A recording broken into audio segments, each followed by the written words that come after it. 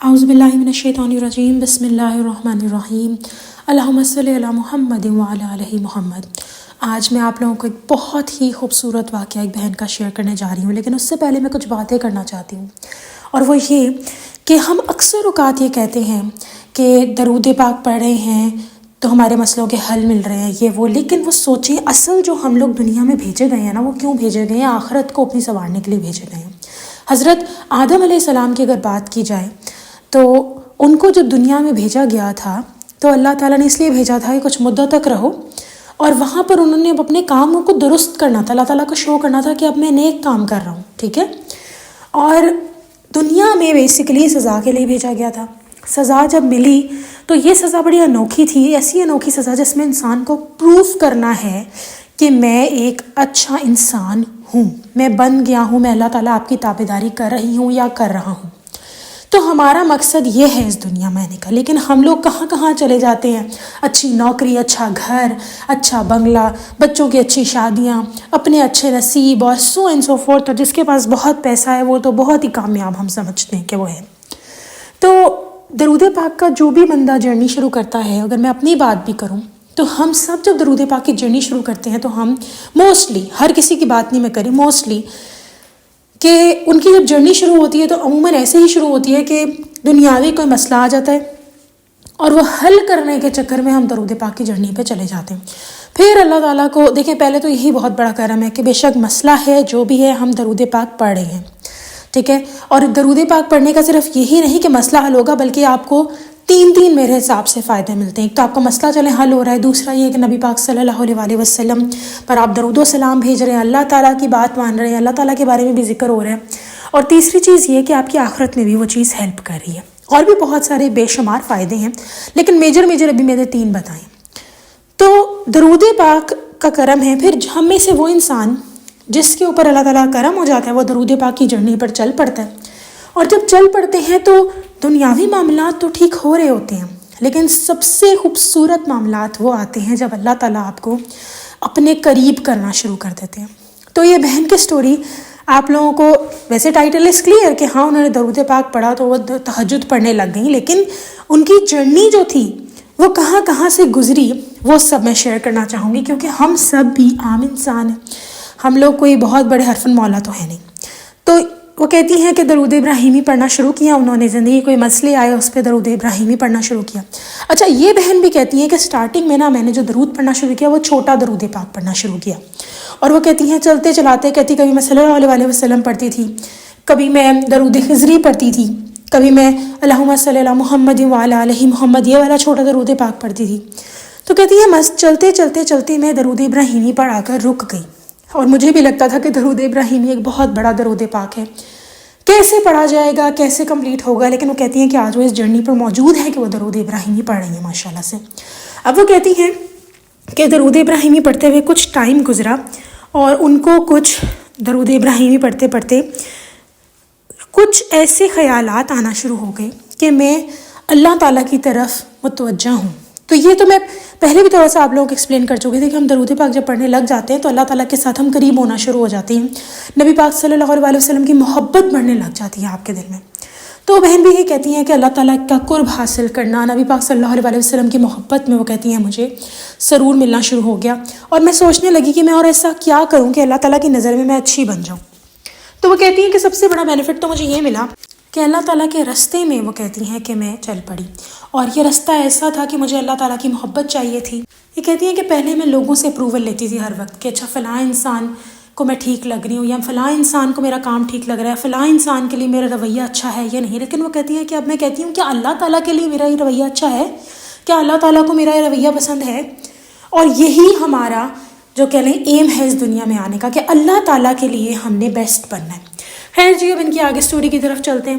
تو یہ کہتی ہیں کہ پھر ایک دم ایک خواہش جاگی کہ اب میں تہجد گزار بننا چاہتی ہوں، پراپر تہجد پڑھنا چاہتی ہوں، اٹھ کر رات کو جاگ کے اللہ تعالیٰ کی عبادت کرنا چاہتی ہوں، اور اٹھ کے تہجد پڑھنا چاہتی ہوں۔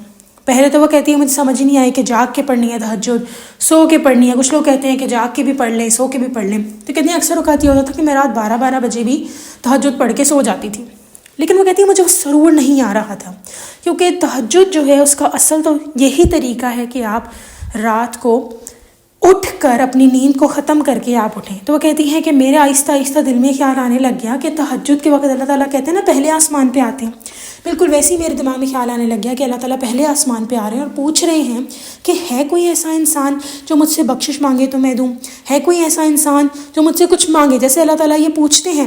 تو کہتی میرے دماغ میں جب آتا تھا تہجد کا وقت ہوتا تھا تو میں کہتی تھی کہ میری اتنی اوقات ہے کہ میں لیٹ ہی رہوں اور اس ٹائم اللہ تعالیٰ بادشاہوں کے بادشاہ آ کر پوچھ رہے ہیں اور میں اس ٹائم سوئی رہوں, میری نیند مجھ کو میں گلے لگا کے سوئی رہوں. تو کہتی یہاں سے تھوڑا سا مجھے شوق پڑا, اور وہ کہتے ہیں میرے والد صاحب اور میری والدہ صاحبہ دونوں جو ہیں وہ تہجد گزار تھے اور وہ چاہتی تھی کہ وہ خود بھی تہجد گزار بن جائیں. اب وہ کہتی ہیں کہ انہوں نے تہجد کے لیے کوشش کرنا شروع کر دی کہ وہ اٹھ جائیں, لیکن وہ کہتی ہیں ان سے اٹھا ہی نہیں گیا. اب یہ باتیں سارے سٹیپس آپ لوگوں کو اس لیے بتا رہی ہوں تاکہ آپ لوگوں کو پتہ لگے کہ ایک دم نہیں کسی کی جرنی شروع ہو جاتی ہے, ایک دم ہی کوئی انسان جو ہے وہ تہجد گزار نہیں بن جاتا, ایک دم ہی وہ کوئی اس مرتبے پر فائز نہیں ہو جاتا. ہر انسان, ہمارے ساتھ نفس ہے, ہمارے ساتھ شیطان ہے, ہم لوگ آہستہ آہستہ ہر انسان ایک ایک سیڑھی پہ چڑھتا. تو وہ کہتی ہے تہجد کے لیے اٹھا ہی نہیں جا رہا تھا کہ تہجد کی آڑ میں اکثر اوقات ایسا ہوتا تھا کہ الارم تہجد کا لگا لیتی تھی تو فجر بھی اکثر اوقات وہ کہتی ہے قضا ہو جاتی تھی. کہتی بڑی پریشان ہوئی, سمجھ ہی نہیں آیا. پھر کہتی میں نے 3 4 5 الارم لگانا شروع کیا. مجھے بڑی پیاری ان کی سٹوری لگتی ہے. تو وہ کہتی ہیں کہ انہوں نے اتنے سارے الارمس لگانا شروع کیے کہ وہ کسی طرح اٹھ جائیں, تہجد پڑھ لیں. اور وہ کہتی ہیں کہ تہجد نہ ملنی تھی, نہیں ملی, مانگ مانگ کے, رو رو کے. پھر کہتی ایک دن ایسا آیا کہ تہجد مل گئی. اٹھی, تہجد کی نماز پڑھی, اللہ تعالیٰ کا ذکر کیا. کہتی میں نے صرف 2 نفل پڑھے تھے بس, اور 2 نفل تہجد کے ادا کیے. اور وہ بھی پتہ نہیں کسی اچانک فیملی میں پتہ لگا کہ کسی کی طبیعت خراب ہو گئی ہے تو آنکھ کھل گئی, ورنہ وہ کہتی کوئی آنکھ کھلنے کا اندیشہ نہ کمار کچھ بھی نہیں تھا. اور وہ کہتی اٹھی, تہجد کی نماز پڑھی. اور وہ کہتی ہیں اس ٹائم انہوں نے بیٹھ کے اللہ تعالیٰ کے نام لیے, درود پاک. تو کہتی ہیں اس دن میں نے تہجد کے بعد نہیں پڑھا, لیکن بس میرا اتنی سی روٹین تھی, میں نے اللہ تعالیٰ سے اپنی ایک نوکری کے لیے دعا مانگی کہ اس طرح میں چاہتی ہوں کہ میری نوکری لگ جائے. اور وہ کہتی ہیں کہ اسی دن اللہ تعالیٰ نے ان کی نوکری 1-2 دن جو آس پاس تھے, کہتی میری نوکری لگ گئی ایک دفعہ تہجد پڑھنے سے. اب وہ کہتی نوکری لگ گئی, تہجد پڑھنے کی ایک دم سے دماغ سے بات ہی نکل گئی. بس فجر کے لیے ہی اٹھا جا رہا تھا, یہی بہت بڑی بات سمجھ رہی تھی. تہجد کی بات ہی دماغ سے کہتی میرے نکل گئی. اب وہ کہتی ہیں کہ یہ جرنی ایسے ہی کنٹینیو رہی. پھر دوبارہ میرے دل میں خیال آیا کہ میں تہجد پڑھوں, وہ بھی 2-3 مہینے کے بعد. اب آپ سوچیں, ہم لوگ جب کسی کی تہجد سٹوری سنتے ہیں تو ہم فوراً کہتے ہیں بس ہم کل سے ہی تہجد پڑھنے لگ جائیں. لیکن یہ اتنی جرنی آسان نہیں ہے, یہ اللہ تعالیٰ کا بلاوا ہے. کچھ لوگوں کو پہلے ہی 1 دن سے ہی ملنا شروع ہو جاتی ہے, پھر مرتے دم تک قضا نہیں ہوتی کسی کی تہجد. تو وہ کہتی ہیں کہ اب دوبارہ تہجد مانگی, دوبارہ چاہت مانگی, لیکن تہجد نہیں ملی. فجر بھی قضا ہو جاتی تھی, کبھی فجر ملنے لگی تو تہجد نہیں ملی. کہتی شیطان نے خیال ڈالنا شروع کر دیا, چلو چھوڑو فجر پڑھ لو, تہجد پڑھ کے کیا کرنا ہے تم نے. لیکن کہتی ہیں میں نے پھر بس دل میں جاگی, اور کہتی میں نے رونا شروع کر دیا نمازوں میں, اللہ تعالیٰ سے مانگنا شروع کر دیا, یا اللہ تہجد عطا کر دیں, یا اللہ تہجد عطا کر دیں. بس پھر کیا تھا, ایک دن اللہ کا ایسا کرم ہوا ان بہن پہ. کہتی ہیں کہ میں اٹھی, میں نے تہجد کی نماز پڑھی. کہتی اس دن میں نے 2 دفعہ 2 کر کے نفل پڑھے, یعنی 4 رکعتیں پڑھی. تو اس کے بعد میں نے 100 مرتبہ درود ابراہیمی مکمل کیا, قرآن پاک پڑھا, اللہ تعالیٰ کے نام لے کے دعا کی. سجدے میں جا کے کہتی ہیں جو میرے دل میں بات تھی میں نے ساری کہہ ڈالی, جیسے ہم کسی فرینڈ سے بات کر رہے ہوتے ہیں, بالکل ویسے کہتی ہیں میں نے ساری بات اللہ تعالیٰ سے کر دی. اور وہ کہتی ہیں کہ اللہ تعالیٰ سے بات کر کے بہت سکون آیا. پھر وہ کہتی ہیں جو دعائیں انہوں نے مانگی تھیں, انہوں نے کہا سوری میں شیئر نہیں کرنا چاہتی, لیکن وہ کہتی ہیں وہ جو دعائیں انہوں نے مانگی, کہتی ہیں انہوں نے دیکھا کہ اگلے دن وہ قبول.